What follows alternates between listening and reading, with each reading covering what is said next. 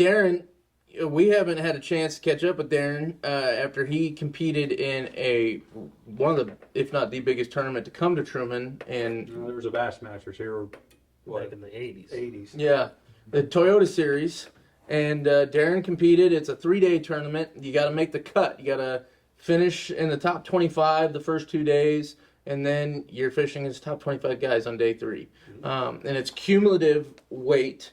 I was hoping you could just kind of tell me a little bit about that experience, what that was like, and kind of how it all played out for you. It was pretty fun. Of course, I don't enter them because to enter them, they cost more. Yeah. That's just what it is. The Yep. bigger tournament, the more it costs. Mm-hmm.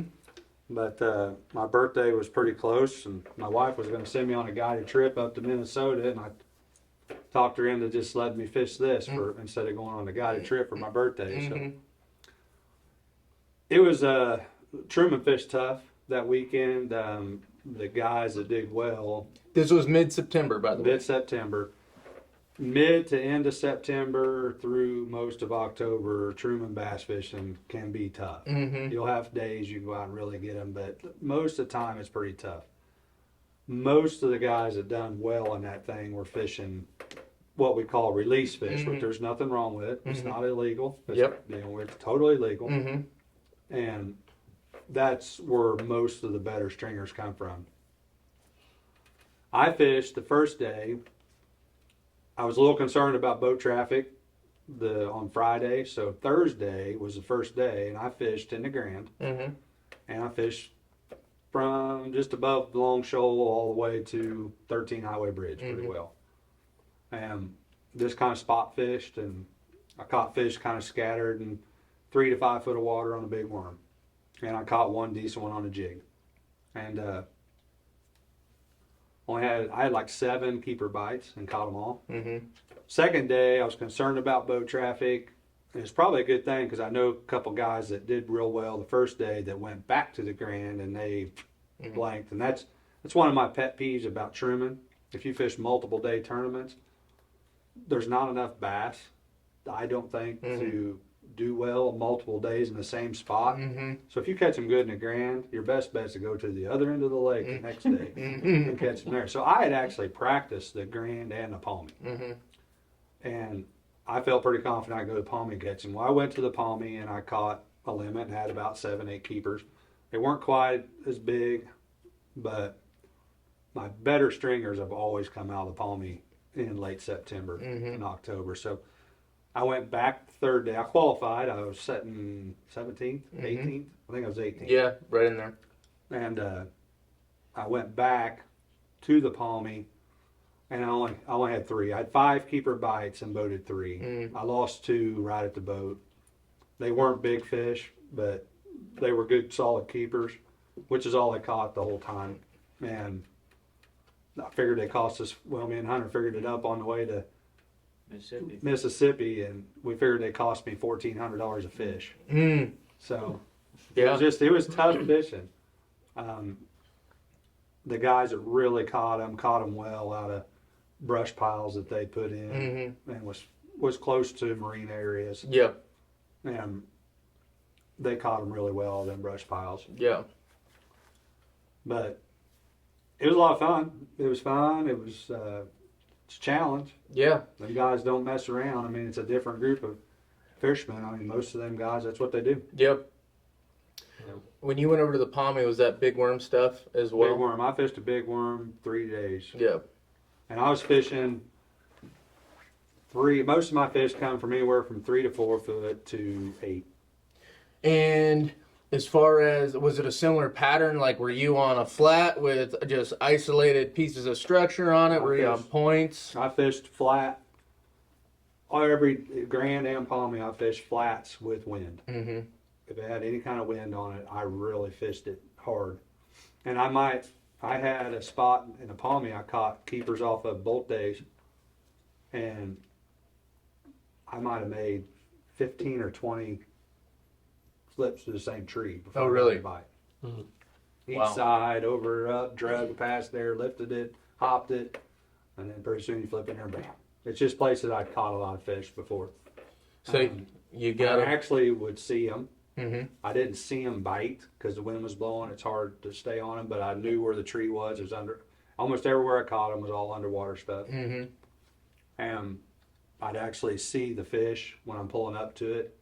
Bass aren't like crappie. They don't like to stay. They sense you're there. Crappie, I think, still sense you're there, but they'll just sit there. Bass won't do that. Bass are more like a big old buck. They'll shift around the other side of the tree on you. If when you get 20 feet from them, you'll just watch them right around the tree. So you just flip past the tree. Yeah. Usually I'll flip past the tree and drag it by them before I flip right on them. But if I don't get them to bite that way, then I'll flip right where I know it went right by them. Yeah. And some of them hit it on the way down. Most of them hit it when it hit the bottom. Yeah. The last day, the wind really got to kick in there, and I've seen one point. It's a ledge point. It's not very big. It's real small. It's not much bigger than this table, but it just makes a little bit of a change in depth. And there's just two trees, one set about the length of this table apart, and the wind was just crashing on it. And I just pulled over there, and I rarely fish it, but I knew that little ledge was there, and I thought, well, it's wind's on it. You know, it just looks right. And I pulled over there, and I flipped into the first tree. Nothing. I flipped it like 2 or 3 times. Nothing. I didn't even move the boat, and I just flipped into the next tree and first flip in it, and that's where I lost my first one. I thought, you gotta be kidding me. And I mean, the hook didn't even penetrate the worm. You know, they had the weight clamped so tight, it didn't penetrate the worm. So I didn't get that fish caught, and I mean, I set the hook on it. It just wasn't hooked. And then I turned around and flipped the same tree that I just flipped like 5 times and caught one there. I mean, so it was about the 6th, 7th, 8th, 9th time I flipped that tree before it bit. But it was not easy fishing. It was pretty rough fishing. But Do you see them with your live scope, or do you look? I do look, but it's hard to stay on them. That you got to stay so far away from them and make long pitches and flips to them. Yeah.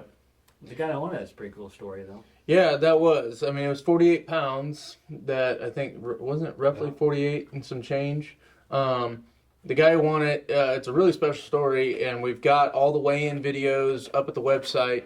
And I even spliced together all of his weigh-ins specifically for a video. His name's Hunter Bogman, and it's really special. I mean, if you're gonna lose, I mean, you can't. It's cool. So he had meningitis when he was 9 months old, is what I've come to learn, and he had his legs amputated, I think right above the knee, if I remember correctly, or right at least above the knee, maybe a little higher. Yeah, halfway up anyhow. And then all of his fingers on his left hand, so where he's basically just got the palm, or even just half of his palm, and then I think his right hand, he had I think he's got 2 fingers and a thumb maybe on his right hand, but they're messed up. Yeah.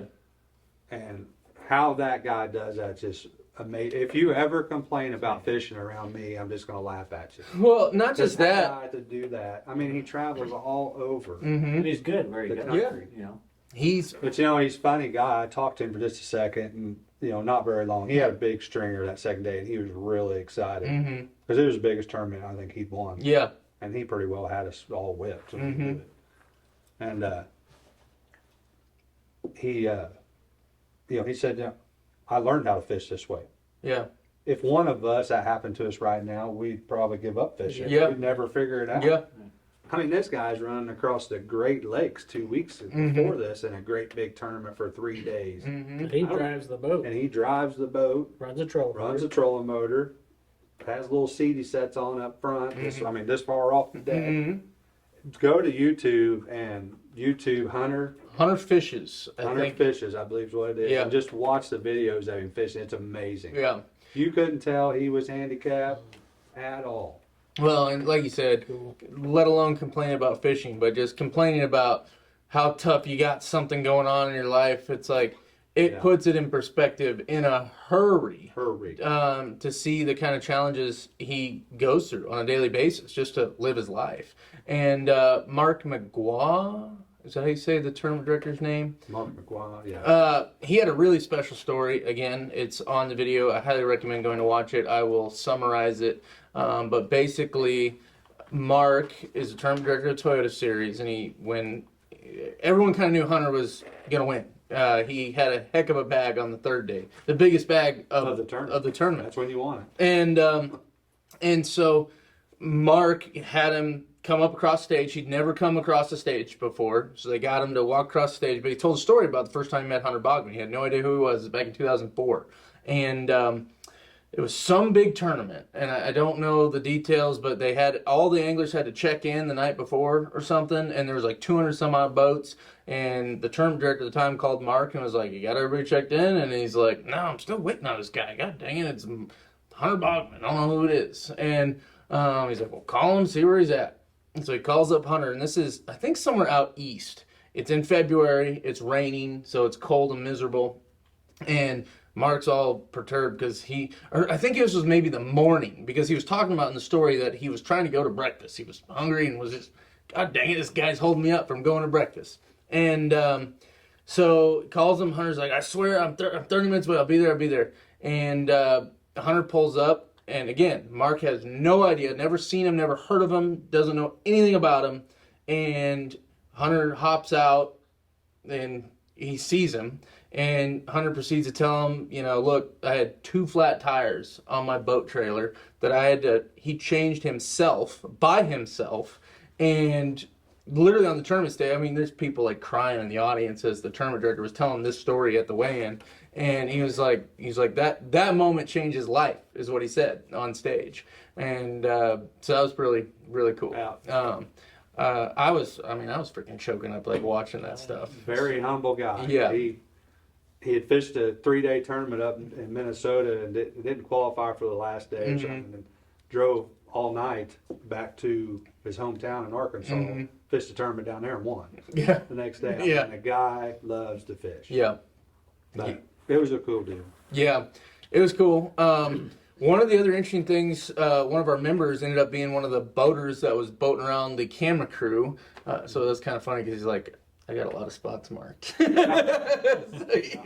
he was real excited about that. But one of the interesting things, and Brock Rinkemeyer talked about this, if you guys watch some of the videos, this guy that was driving all these camera guys around noticed that there was quite a few teams that were throwing a rig around during the tournament and catching fish, which the A-rig is just not something that has been a go-to thing on Truman because it's dirty water. And when you get tough fishing like it is, there was teams that caught fish in 6 inches of water, plumb out to freaking 20 foot. One of the guys was leading. I think he was catching his fish out 25 foot of water on treetops. Find what you like to do and what you have confidence in it and do it. Yep. Don't deviate. Yep. Don't think because you see this guy out there fishing in the middle of the lake or this guy fishing in the middle of the channel, that's where you need to go, because them are fish he can catch. Right. Them probably not fish you can catch. Right. You go find fish you like to catch and the way you like to fish for them. Yep. One of the guys that did real well last day also, he had the 2 of the biggest fish in the tournament. He fished 6 inches of water with a buzz bait all day. He said he'd take his boat and trolling motor back there as far as he could until he'd lift his trolling motor until his boat rested on the bottom, drop his trolling motor, and then fan cast up there. And he said no water. He said, "I'd bring that thing over top and you just see a big giant flash." He said the fish couldn't even jump there in such shallow water. Wow. So there's fish in a lot of places that are really scattered right now. You can really catch them however you want. It's tough, but you get good days you can catch them. Yep. Now's when you're going to reverse spring, is what I always say. You're going to reverse the spring, except now you're going to fish all shad colored baits. Nothing else but shad. That's what they're going to feed on. That's what they're going to gorge themselves on. In the spring, you fish mostly crawdad colored stuff. Now it's shad colored, but you're going backwards. And just follow the water temperature the same way you would in the spring. You go from your jerk baits in the spring to your A-rigs to your wiggle warts and your jigs and your spinner baits, and it's going to kind of go the other way. Yeah. So you'll kind of start with your spinner baits and Start slowing it down and going, wiggle warts, and now it's a little deeper and into your jerk baits. just reverse, and then you'll fish jerkbaits and A-rigs all winter, and then right back going the other way. Yeah. So, when do you expect? I know you said it's tough through October. So, is it like November when you might have one of those killer days on a spinnerbait, or what's? Oh, like, you can have it anytime from the second or third week of October. You just need that. We just need that cold nights and to not get above 60 during the day, or in the 60s, not get that 70. Yeah. 80. Need them 42 degree nights and get in the 60s, and that water temperature will get down there in that 50-degree water. Mm-hmm. That's when I think some of the best fishing on the lake, when Yeah. it's in the 50s Yeah. for any species, for me. Right. It was tough. I was doing some bass fishing last week on the Pommy. Bluebird skies got up to almost 80, and I thought, oh, we're gonna go catch some. And it was kind of scummy on the water, and it was. Most of the time, if you're comfortable and enjoying the day, you're not gonna Yeah, catch 'em. you're right. Right. That was exactly how it turned out, and we threw everything we could, and we fished deep, we fished shallow, and it was not a good day. It was a great day, actually, on the water. I mean, the colors of the trees are starting to turn. It is beautiful. I mean, I really enjoyed it, just sitting there casting, just kind of mindless, and that's part of the problem. I wasn't focused, but it was really enjoyable. Really getting close to the half-ounce and three-quarter-ounce spinnerbaits, Mm-hmm. and rolling them through treetops on them ledges and stuff that drop, especially this year. This year might be phenomenal Mm-hmm. because the ledges are so shallow and close to the edge of the channel. Mm-hmm. It might be great this year. I don't know. I mean, I've never really fished the lake this low. So This time of year. I mean, this time of year, a lot of times they'll sneak up in ditches, but they might hold right there, and you can just slow roll that off them 2 or 3, 4 foot ledges right through over the top of them trees in the channel, and they'll just pile it up. On your spinner baits, is there a particular type of spinner bait as far as like the willow blades, Colorado blades? All willow. Okay. Yeah, fish all willow this time of year. Yeah. Are you doing the big double willows? Yeah, big double willow leaf. Throw 6s, probably for 4s, at least Yep. 4s, Yeah. and white.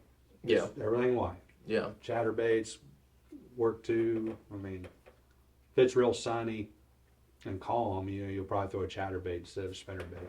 If you get any wind, any surface breakup at all, go to the spinnerbait and slow roll it, and you'll catch some fish. Yeah.